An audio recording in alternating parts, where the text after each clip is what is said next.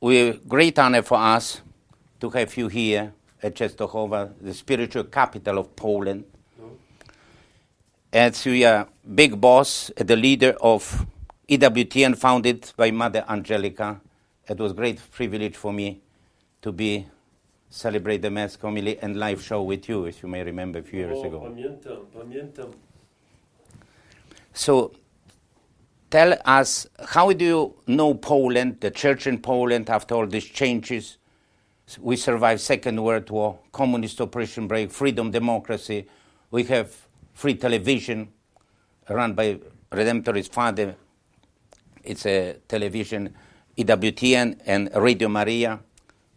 And we are having also some program, Holy Mass television, once a week, also worldly, those who have dishes.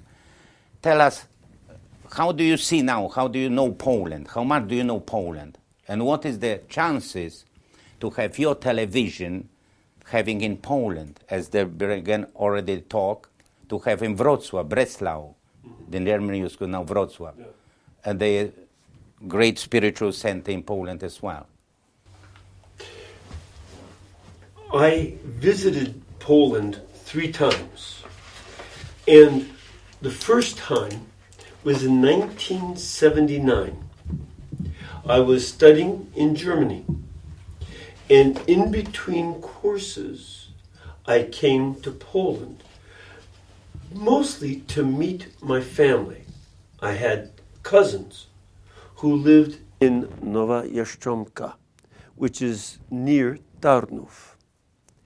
And it was a wonderful visit 2 weeks after Pope John Paul II was in Poland for the first time as Pope. The people in Poland were high as a kite. They were excited. Everywhere were pictures of John Paul and of Polish saints. And everyone was very excited. It was electric to be here, and you could feel it. Something new had begun.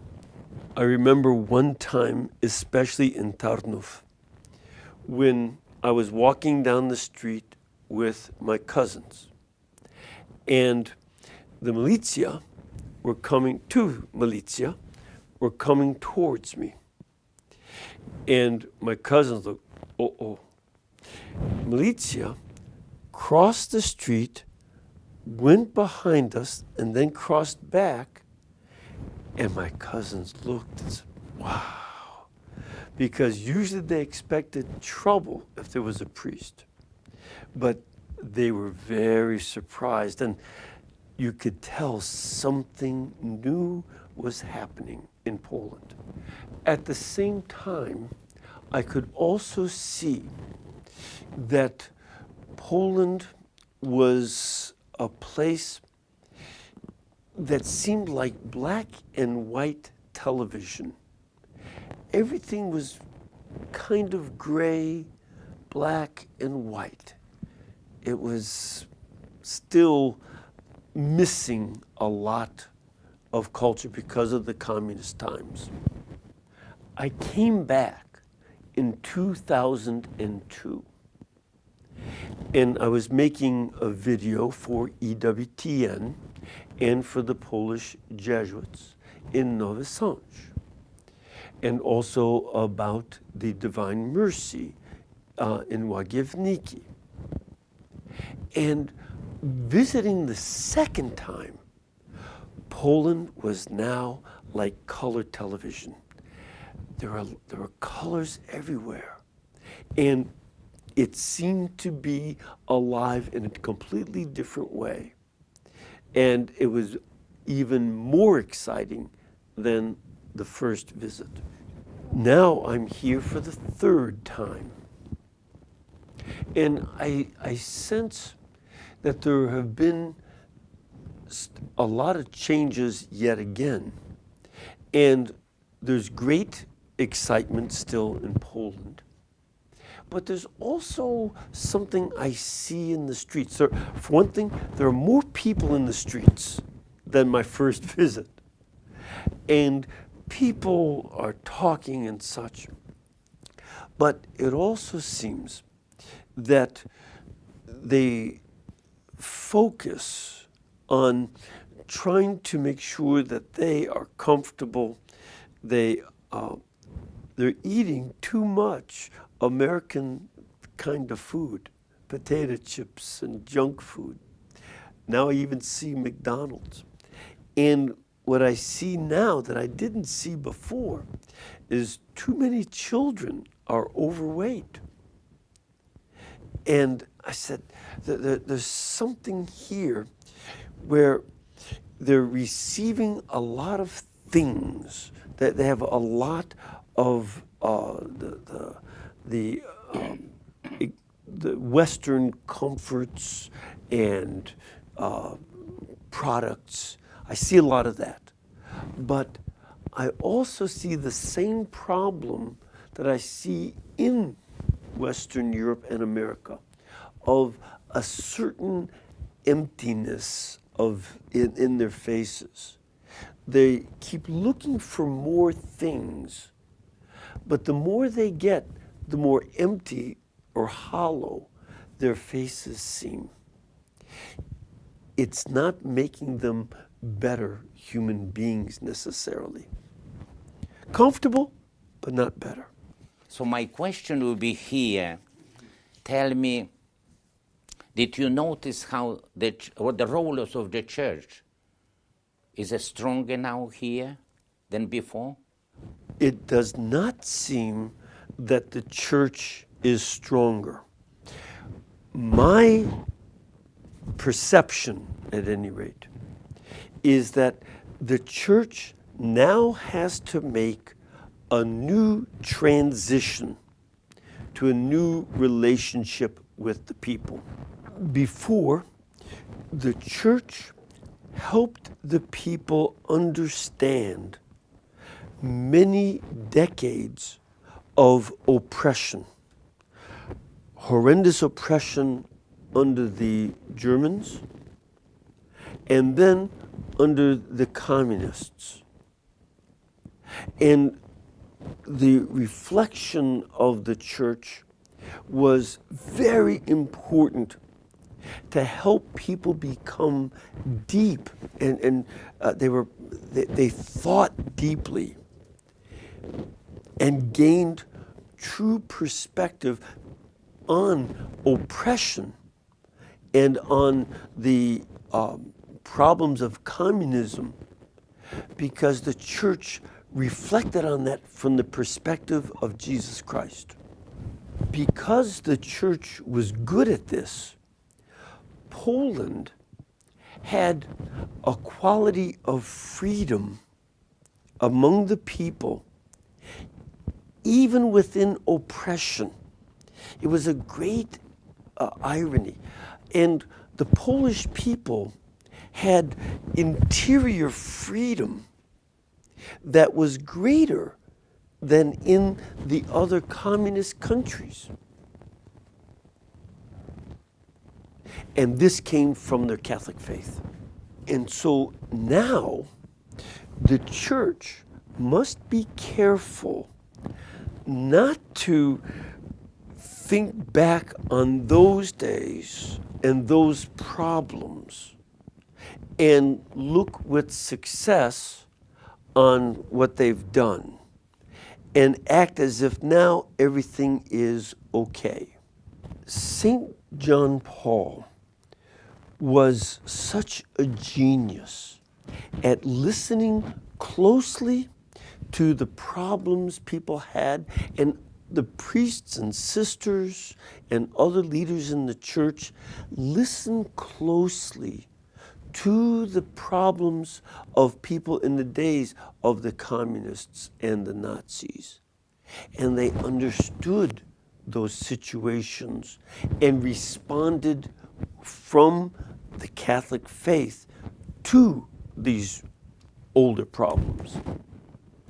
And so now the church must listen again to the new situations of this time of freedom, where there is economic progress and new freedom to act as one will and to receive gratification, satisfaction with the things around us, the church must listen to what is happening inside people in this new situation.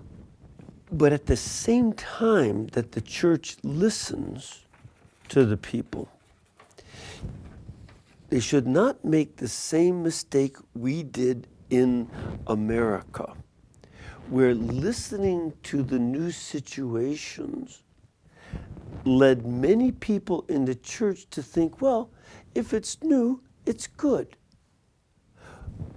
And in America, one of our problems is that we judged the teachings of Christ and the church by the new things in our culture as we became wealthy, especially in the 1960s and 70s. We listen to what is happening in the new situation, but always from the perspective of Jesus Christ and his gospel and his commandments, because we must judge the new situation from a deeper understanding of the teaching of Jesus Christ. For example, in America, a new sexual freedom led to people disregarding marriage. And right now in the United States, 52% of all children are born to parents who are not married, and they usually don't stay together. And the children suffer desperately. The parents focus on their personal freedom, and the children suffer in ever greater poverty. They're worse off than were their parents.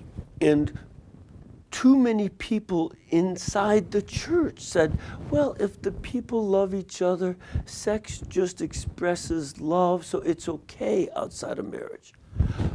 But they were not thinking along the teachings and commandments of Jesus Christ, and they did not think about how this affects the parents who do not become mature, and the children who suffer quite a bit. Most of the children don't even finish their education now.